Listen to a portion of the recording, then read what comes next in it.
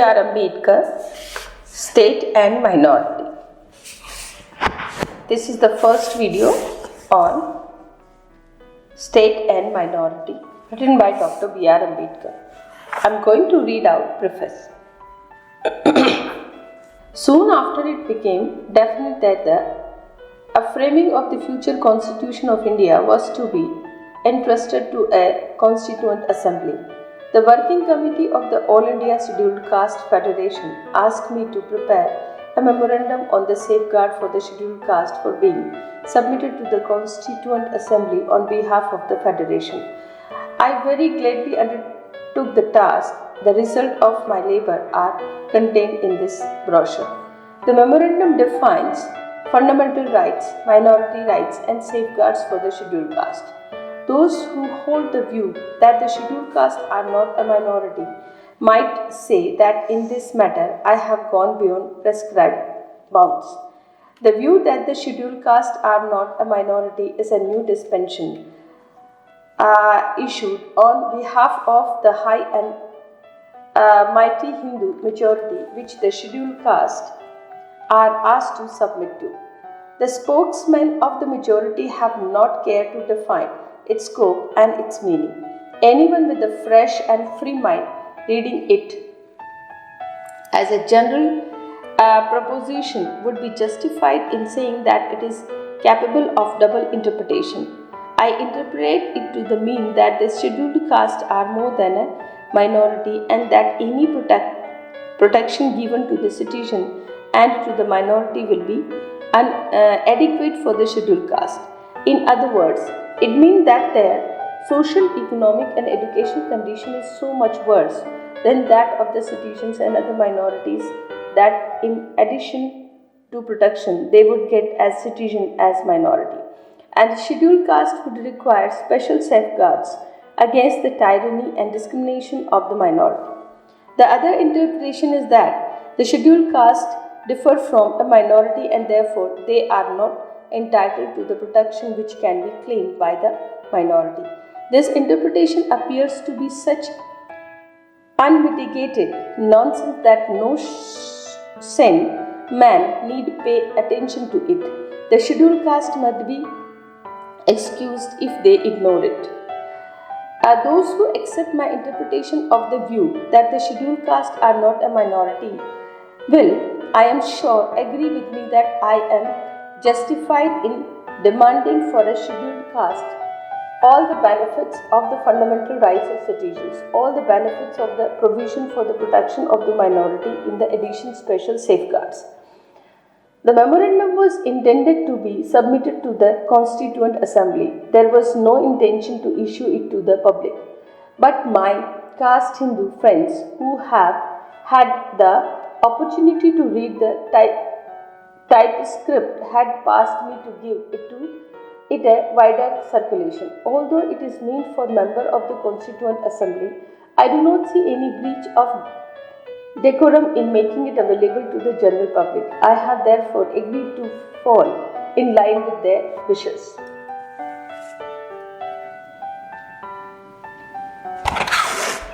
Instead of setting out my ideas in general terms, I hope I have drafted the memorandum in the form of articles of the Constitution.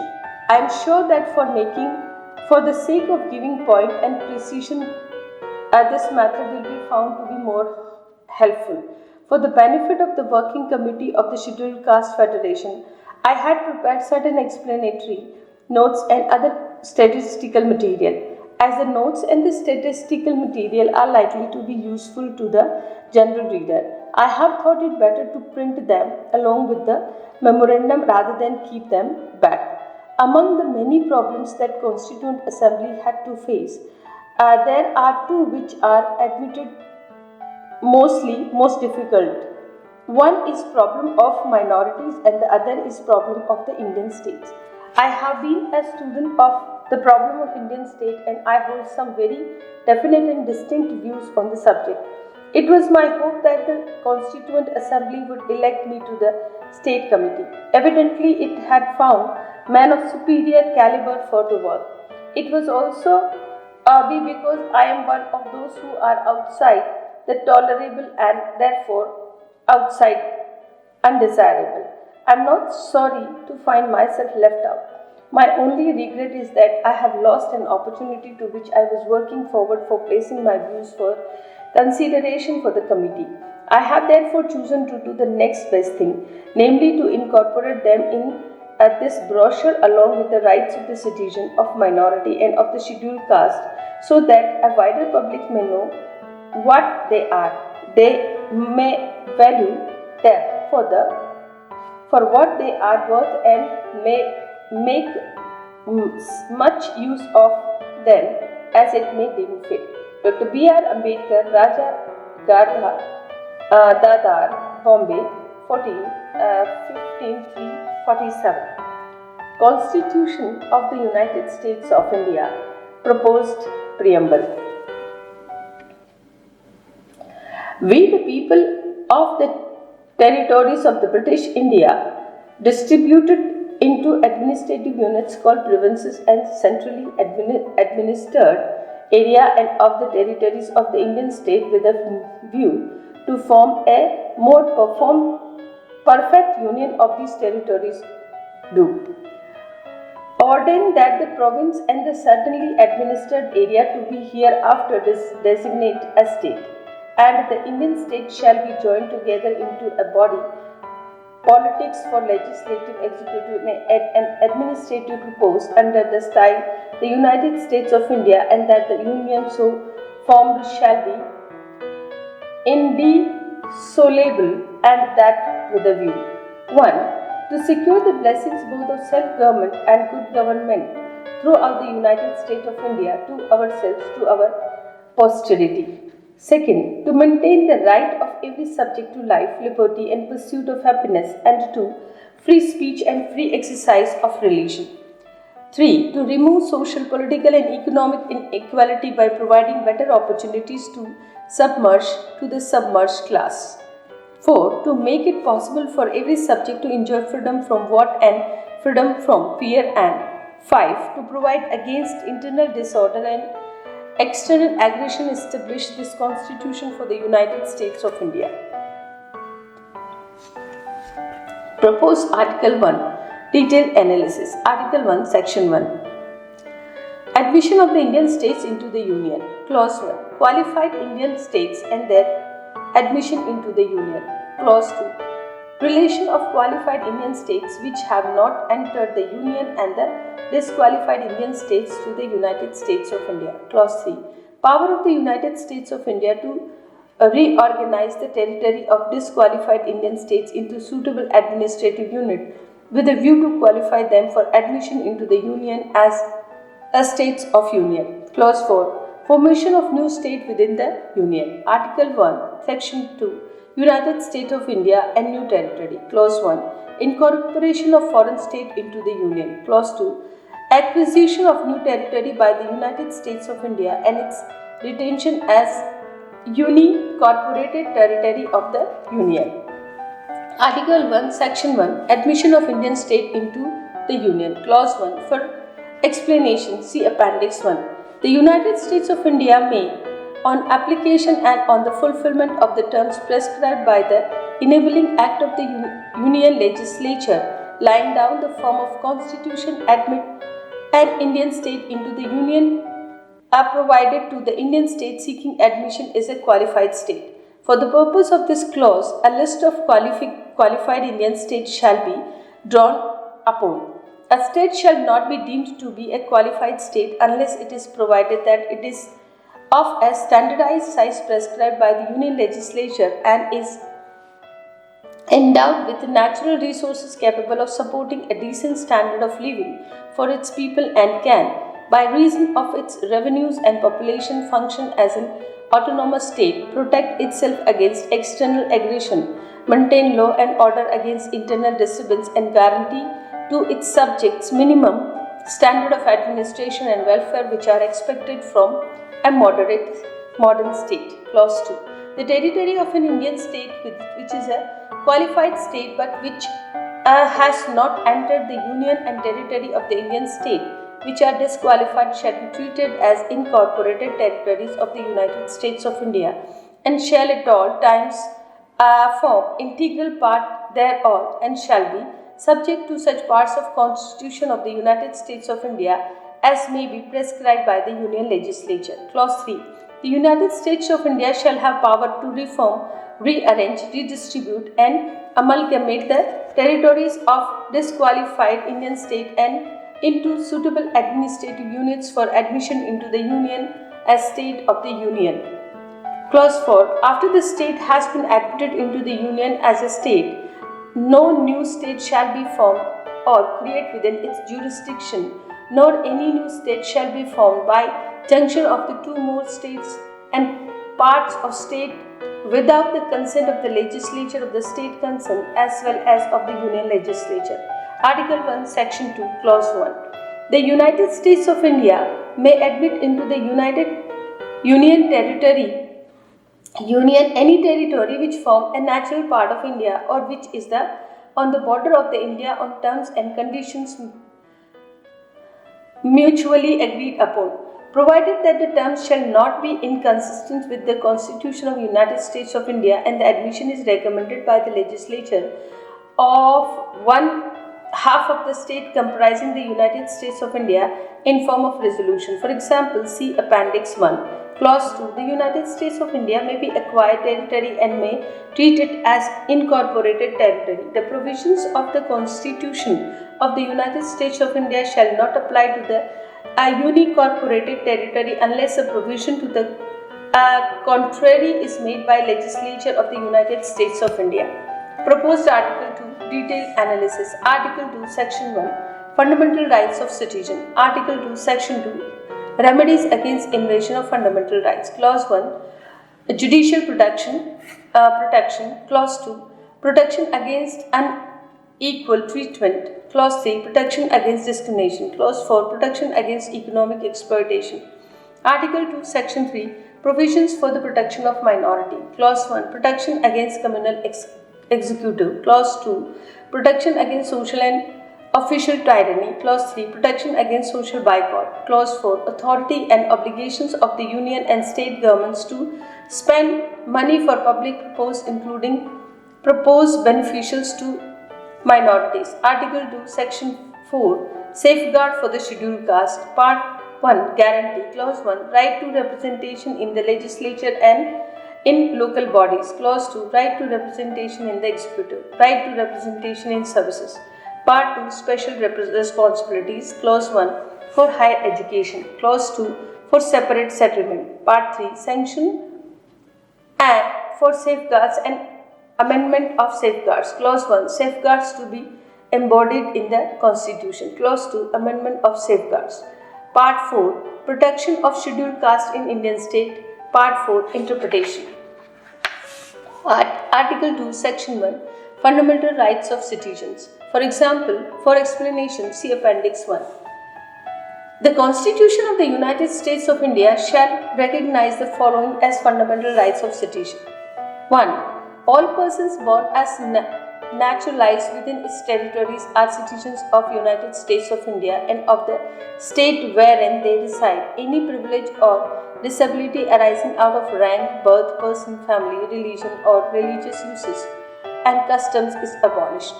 2. No state shall make or enforce any law or custom which shall abridge the privilege or immunities of the citizens, nor shall any state deprive any person of life, liberty, and prosperity without due process of law, nor deny to any person within its jurisdiction equal protection of law. 3. All citizens are equal before the law and possess equal civic rights. Any existing enactment, regulation, order, custom, or interpretations of law by which any penalty, disadvantage, or disability is imposed upon or any discrimination is made against any citizen shall, as from the day on which this Constitution come into operation, cease to have any effect.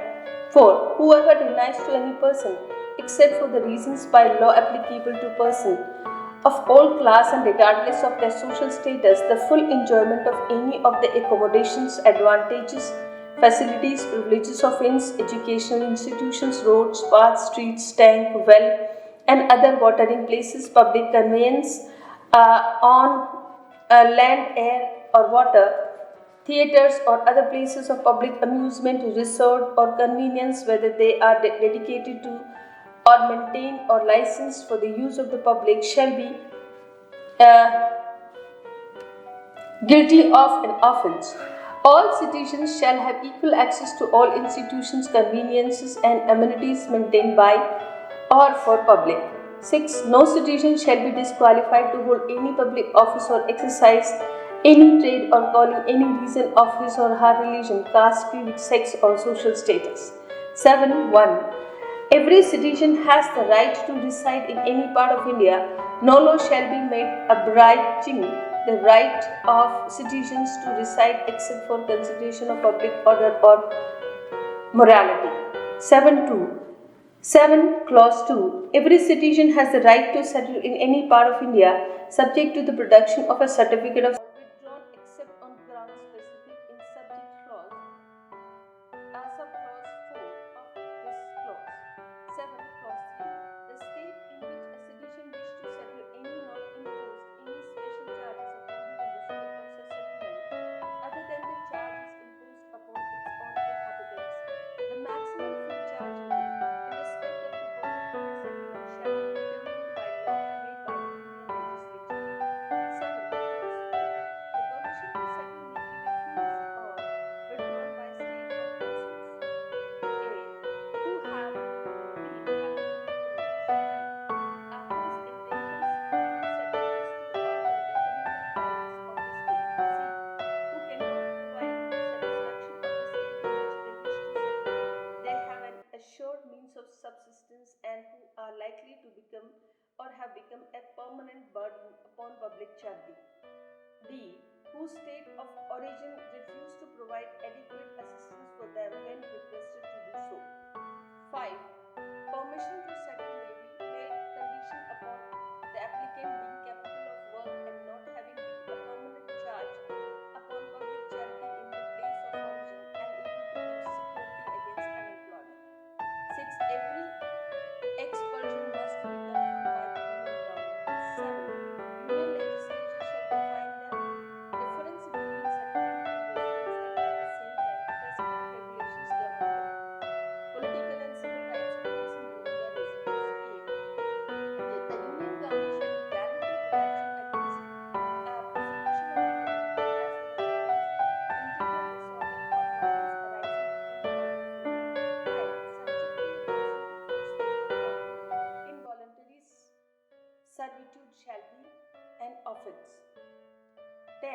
The right of the people to be secure in their persons, houses, papers, and effects against unreasonable searches and seizures shall not be violated, and no warranty shall be issued, but upon probable clause, supported by oath or affirmation, and particularly describing the place to be searched and persons or things to be seized. 11. The right of a citizen to vote shall not be denied or abridged on any account other than immaturity, imprisonment, and insanity. 12. No law shall be made abridging the freedom of speech, of the press, of association and assembly except for consideration of public order and morality. 13. No bill of attainder or ex post facto law shall be passed. 14. The state shall guarantee to every citizen liberty of conscience and the free exercise of his religion, excluding the right to profess, to preach, to convert within limit compatible with the public order and morality.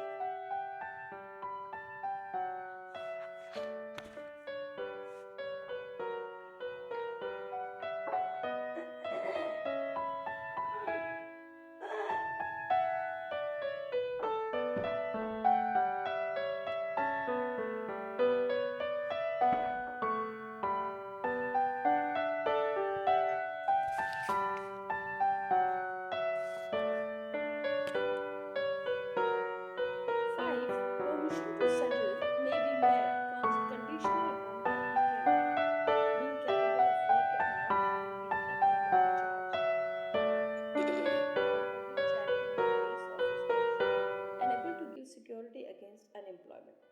6. Every expulsion must be confirmed by the Union government. 7. Union legislature shall be define the difference between settlement and residence and at the same time prescribe regulations governing the political and civil rights of the persons during their residence. 8. The Union government shall guarantee protection against prosecution of the community as well as against internal disorder or violence arising in any part of India. 9. Subjecting a person to forced labor or to voluntary servitude shall be an offence. 10. The right of the people to be secure in their persons, houses, papers, and affairs against unreasonable searches and seizures shall not be violated, and no warrant shall be issued but upon probable cause supported by oath or affirmation and particularly describing the place to be searched and persons or the thing to be seized.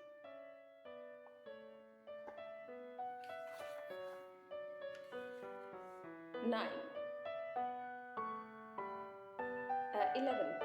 The right of citizens to vote shall not be denied or abridged on any account of their immaturity, imprisonment, and insanity. 12. No law shall be made authorizing the freedom of speech or press, of association, or and of assembly except for the consideration of public order and morality. 13. No bill of attainder or ex post facto law shall be passed. 14. The state shall guarantee to every citizen liberty of conscience and the free exercise of his religion, excluding the right to profess, to preach, and to conduct within limits compatible with public order and morality. 15. No person shall be compelled to become a member of any religious association, submit to any religious institutions, instructions, or perform any act of religion, subject to the forging provision. Parents and guardians shall be entitled to determine the religious education of children up to the age of 16 years. 16. No person shall incur any penalties of any kind whatsoever by reason of his caste, creed, or religion, nor shall any person be permitted to refuse to fulfill any obligations of citizenship on the ground of caste, creed, or religion. 17. The state shall not recognize any religion as state religion. 18. Person found in a religion shall be guaranteed freedom of association and shall have, if they so desire, the right to call upon the state to pass legislation in terms approved by them, making them into a body corporate. 19. Every religious association shall be free to regulate, administer its affairs within the limit of the laws applicable to all. 20. Religious associations shall be entitled to levy contributions on their members who are willing to pay them if their law of incorporation permit them to do so. No person shall be compelled to pay taxes or their proceedings which are specifically appropriated for the use of any religious community of which he is no longer a member. Is not a member. 21. All offences under this section shall be deemed to be cognizable offence. The Union legislature shall make law to give effect to such provisions as require legislation for the purpose and prescribe punishment for those acts which are declared to be offences. Article 2nd, Section 2nd. Remedies against invasion of fundamental rights. The United States of India shall provide. Clause 1. Judicial protection against executive tyranny. For explanation, see Appendix 1. 1. So these are Article 2nd, Section 2. Remedies against invasion of fundamental rights. The United States of India shall provide. Number 1. That judicial power of India shall be vested in the Supreme Court. 2. The Supreme Court shall have the power of superintendence over all other courts or officers exercising the power of a court, whether or not such courts or officers are subject to its appellate or revisional jurisdiction. 3. Supreme Court shall have the power of the application of an average aggrieved party to issue what are called prerogative rights such as habeas corpus, quo warranto prohibition, certiorari, and mandamus, etc. For purpose of such writs, the Supreme Court shall be code of general jurisdiction throughout India. The right to apply for a writ shall not be abridged or suspended unless when in case of rebellion or invasion the public safety may require it. Clause 2. Protection against mandatory writs. Explanation. See Appendix 1. That the authority of the legislature and executive of the Union as well as of every state throughout India shall be subject to the following regulations. It shall not be compelled for any legislature or executive in India to pass a law or issue an order, rule of regulation so as to violate the following rights of the subject of the state. 1. To make and enforce contract, to show the parties and give evidences to inherit, purchase, lease, shall, sell, hold, and convey real and personal property.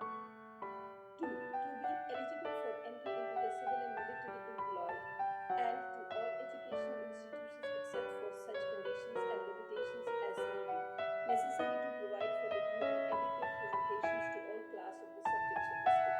3. To be entitled to the full and equal employment accommodations, advantage, facilities, educational institutions, privilege of roads, rivers, streams, well, dams, roads, paths, streets, public conveyance, on land, air, and water, theatres, and other places of public resort or amusement, except for such conditions and limitations applicable alike to all subjects of every race, caste, class, color, or creed.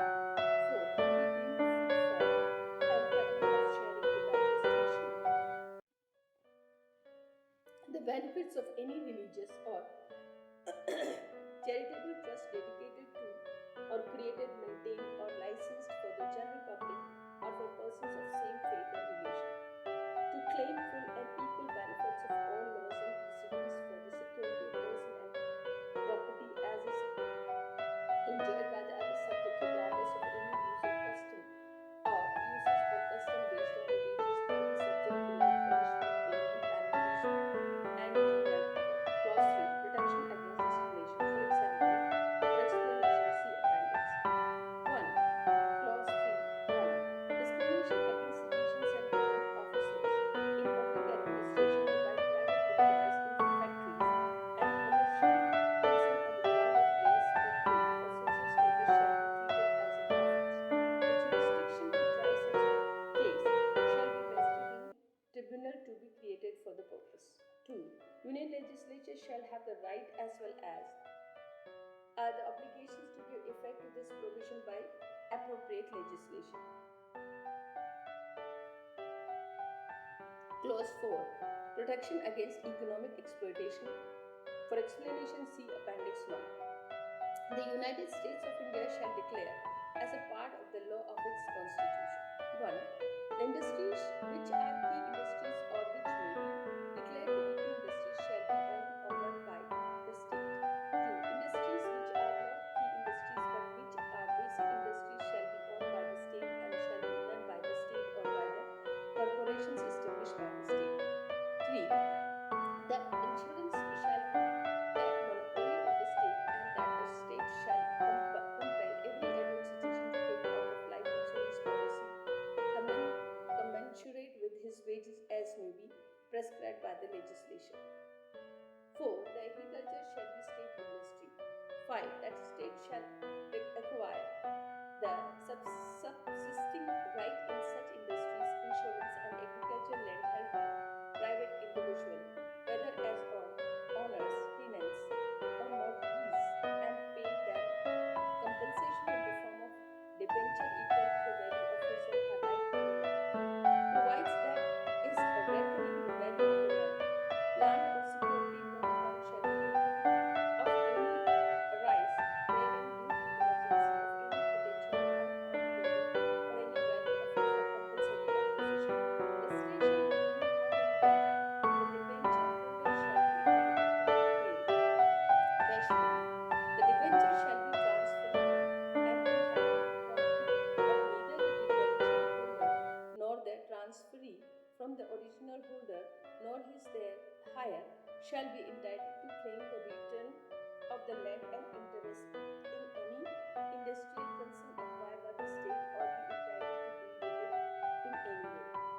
debenture holder shall be entitled to interest on his debenture at state rate as may be defined by law, to be paid by the state in cash or in kind as the state may deem fit. 9. Agriculture industry shall be organized on the following basis. The state shall provide the land acquired into farms of standard size and let out the form of cultivation to the residents of the village estates made up of river farmers to cultivate with the following conditions. A. Farm shall be cultivated as a cultivating farm. B. Farm shall be cultivated in accordance with the rules and directions issued by government. C. Tenants shall share among themselves in the manner prescribed the procedure of the farm left after the payment of charges properly leviable on the farm. 2. The land shall be let out to villages without distinction of caste or creed in such manner that there will be no landlord, no tenant, no nebulous laborers. It shall be the obligations of the state to finance the cultivation of the cultivated farm by the supply of water, craft, implements, manure, seeds, etc. 4. The state shall be entitled to A. To levy the following charges on the procedure of the farm: a portion for land revenue. 2. A portion to pay the debenture holders, and 3. A portion to pay for the use of capital goods supplied, and D. To prescribe penalties against tenants who break the conditions of tenancy or willfully neglect to make the best use of means of cultivation offered by the state or otherwise act prejudicially to the scheme of collective farming. 10.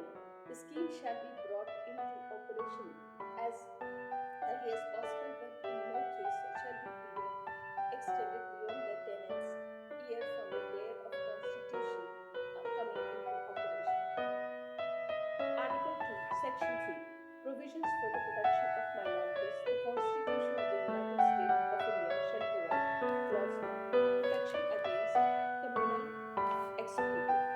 For explanation, see Appendix 1. 1. That the executive union or state shall be non-parliamentary in the sense that it shall not be eliminated before the establishment of the legislature. 2. Members of the executive, if they are not members of the legislature, shall have the right to sit in the legislature, speak, vote, and answer questions. 3. The Prime Minister shall be elected by the whole House by single transferable vote. 4. Representative of the different minorities in the cabinet shall be effected by the member of each minority community in the legislature by single transferable vote. 5. Representation of the minority community in the executive shall be elected by the whole House by single transferable vote. 6. A member of the cabinet may resign his post on a censure motion or otherwise be shall, but shall not be liable to be removed except on impeachment by the House on the ground of corruption or treason. Clause 2. Protection against social and official tyranny. For explanation, see Appendix 1. 1. That there shall be appointed and officers to be called the Superintendent of Minority Affairs. 2. His status shall be similar to that of the Auditor General appointed under Section 166 of the Government of India. Act of 1935 had limited in like manner and on the like ground as a judge of the Supreme Court. 3. It shall be the duty of the superintendent to prepare an annual report on the treatment of the minorities by the public as well as the government, union and state, and any transgression of the safeguard or any miscarriage of the justice due to communal bias by government or other officers. 4. Annual reports of the superintendent shall be placed on the table of the legislature, union and state, and the government, union and state shall be bound to provide time for the discussion of the report. Clause 3. Protection against social boycott. For explanation, see Appendix 1. That social boycott, promoting or instigating a social boycott or threatening a social boycott as defined below shall be declared to be in offense. 1. Boycott defined. A person shall be deemed to boycott another who A. refuse to let or use or occupy any house or land, or to deal with, work for hire, or do business with another person, or to render to him or receive from him any service, or refuse to do any of the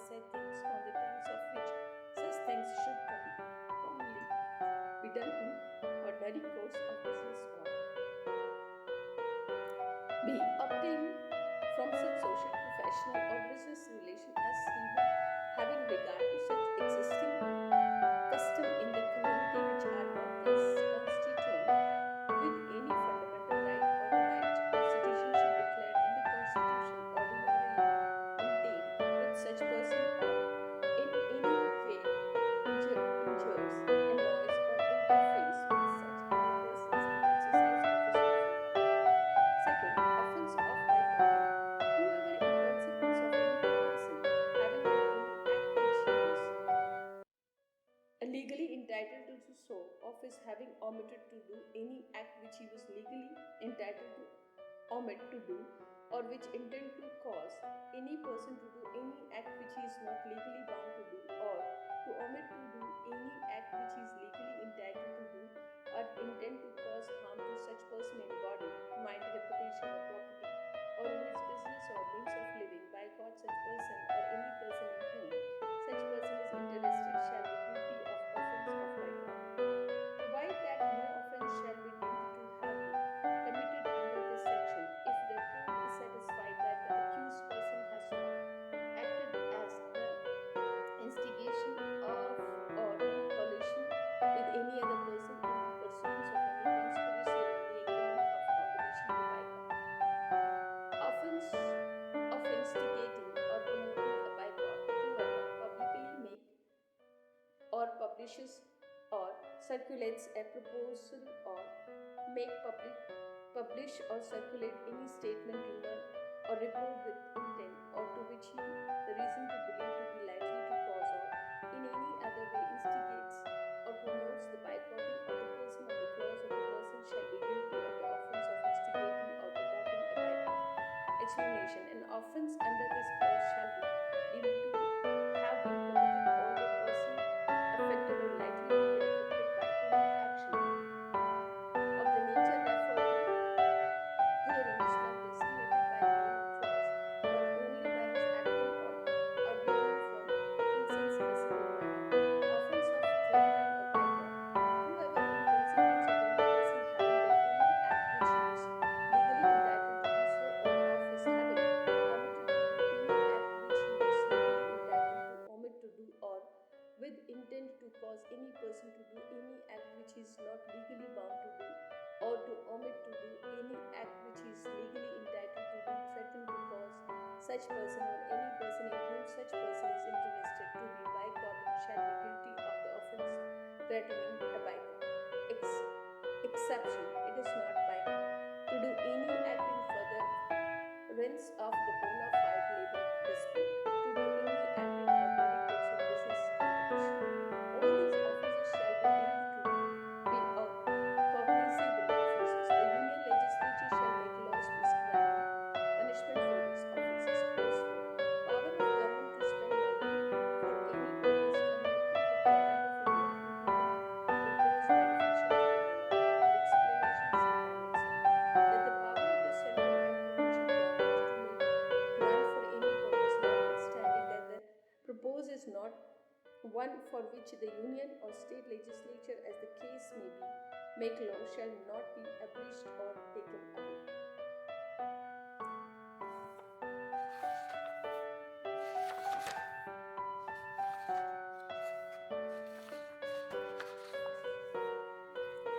Article 2, Section 4. Safeguards for the scheduled caste, Part 1, guarantees right to representation in the legislature. For explanation, see Annex 1. The Constitution of the United States of India shall guarantee to the scheduled caste the following rights. Clause 1. Right to representation in legislature. But quantum of representation. A. 1. The scheduled caste shall have minimum representation in legislature, union and state, and if there be provided good constitution and improved legislature equal to the ratio of their population, the total population, provided that no other minority is allowed to claim other more representation than what is due to it on the basis of its population. 1. Clause 1, Subclause 2. The scheduled caste of the Sindh and Northwest Frontier Province shall be given their due share of representation. Subclause 3. A weightage where it becomes necessary to reduce a huge communal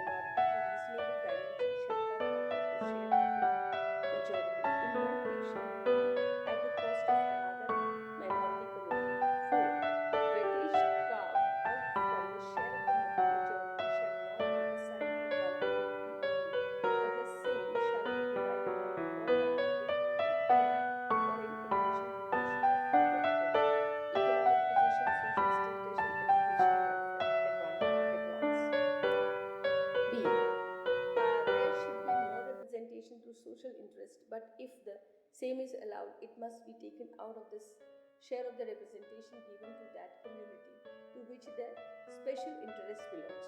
Methods of election. A. For legislative bodies. A. System of election introduced by the Pune Pact shall be abolished. B. It is placed the system of separate electorate shall be substituted. C. Franchisee shall be added franchisee. D. The system of voting shall be cumulative. B. For local bodies, the principle for the determining the quantum of the representation and the method of election for the municipalities and local boards shall be the same as the above for the union and state legislature. Clause 2. Right to representation in the executive for explanation see appendix 1. The scheduled caste shall have minimum representation in the executive, unions and state, and if there be a group of constitution then the group constituted equal to the ratio of their population to the total population provided that no minority community is allowed to claim more than its population ratio. 2. Weightage where it becomes necessary to reduce a huge majority to reasonable dimension shall come out of the share of the majority community. In no case shall it be at the cost of other minority community. 3. Weightage carved out for such share of the majority shall not be assigned to one community only, but the same shall be divided among all minorities equally or in inverse proportion to their economic position, social status, and educational apparatus. Clause 3. Right to representation in service. For explanation, see appendix 1.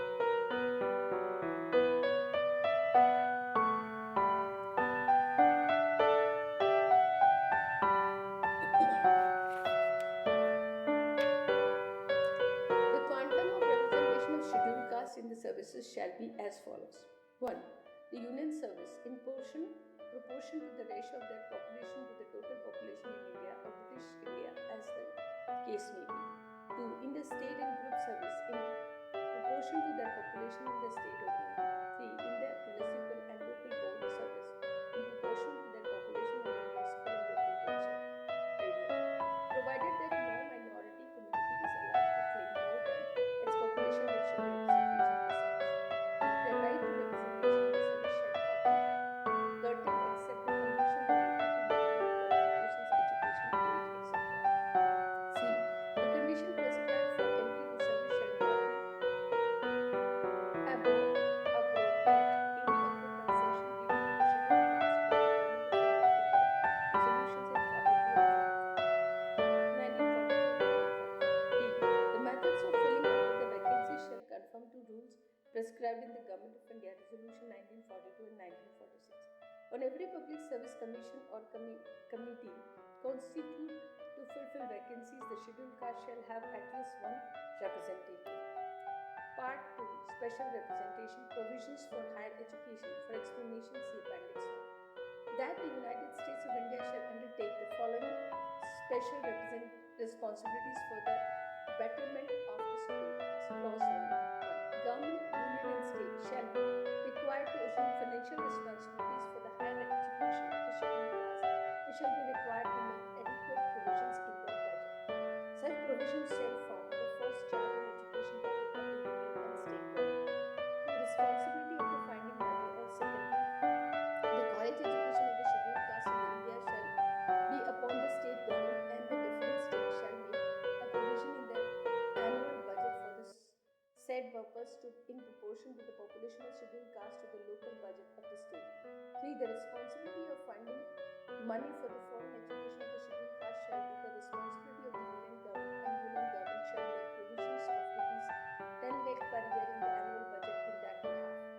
4. The special grant shall be without prejudice to the right of scheduled caste to share in expenditure incurred by the state government in the advancement of primary education for the people of state. Clause 2. Provisions for municipal for explanation, see appendix 1. 1. The following provisions shall be made in the Constitution of Union Government.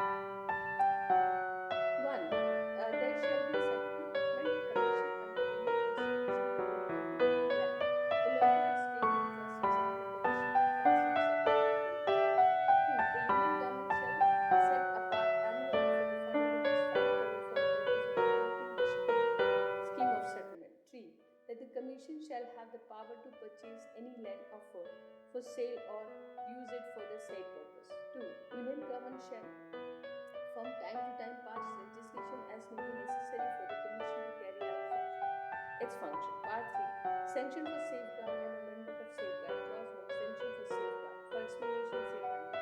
The Constitution of Union State shall provide that the United States of India undertake to give the safeguard contained in Article 2, Section 4, a place in Constitution and make them a part of Constitution law of India. Clause 2. Mode of amendment of safeguard. For explanation, see Appendix 1. The provisions for the scheduled caste shall not be altered, amended, or abrogated except in the following manner. Any amendment or abrogation of Section 4 of Article 2, the following part therefore relating to the scheduled caste shall only be made by a resolution passed in the manner described below by the more popular chamber of the Union Legislature. 1. Any proposal for the amendment or abrogation shall be initiated in the form of resolution in the more popular chamber of the Union Legislature. No such resolution shall be moved. A. Unless 25 years have elapsed after the Constitution is put into operation and has been worked, and 2. B. Unless 6 months notice has been given to the House by the mover of his intention to move such resolution. 3. On the passing of such resolution, the legislature shall be dissolved and new election held. 4. Original resolution in the form in which it was passed by the previous legislature shall be moved afresh and same constituent to be elected in the legislature. 5. The resolution shall not be proved to have been carried unless it is passed by majority of 2/3 and member of the House and also 2/3 of the member of the scheduled caste who have been returning through separate electorate. Part 4. Protection of scheduled caste in Indian states. Safeguards for scheduled caste in Indian states. For explanation, see Appendix 1. The Constitution of United States shall provide that the admission of the Indian state into the Union shall be subject to the following conditions. And I quote, all provisions relating to scheduled caste contained in Section 4 of Article 2 of the Constitution of the United States of India shall be extended to the scheduled caste in the Indian states. Such a provision in the Constitution of the Indian state shall be provision precedent for its admission into Union. Unquote. Part 4. Interpretation. Scheduled caste and minority. For explanation, see Appendix 1. 1. For the purpose of Article 2, the scheduled caste as defined in the Government of India Scheduled Caste Order 1936, issued under the Government of India Act 1935, shall be deemed to be a minority. Scheduled caste and charge of domicile. For explanation, see Appendix 1. 2. For the purpose of Article 2, a caste which is a scheduled caste in one state shall be treated as scheduled caste in all states of the Union. Thank you. Please subscribe the channel Reading Ambedkar. Today we completed Dr. B.R. Ambedkar's State and Minority from the beginning, and we were able to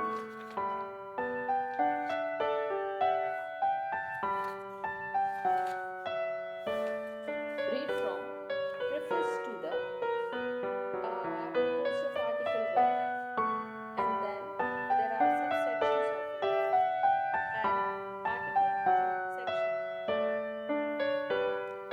and then there are a number of clause and protections for scheduled caste which is going on, and then Article 3 sections, provisions for the protection of minorities, the definition of minority, rights and safeguards for the scheduled caste, and how right to representation in the legislature. So here till almost page 1 to 36 we finished today. Kindly subscribe the channel Reading Ambedkar. Thank you so much.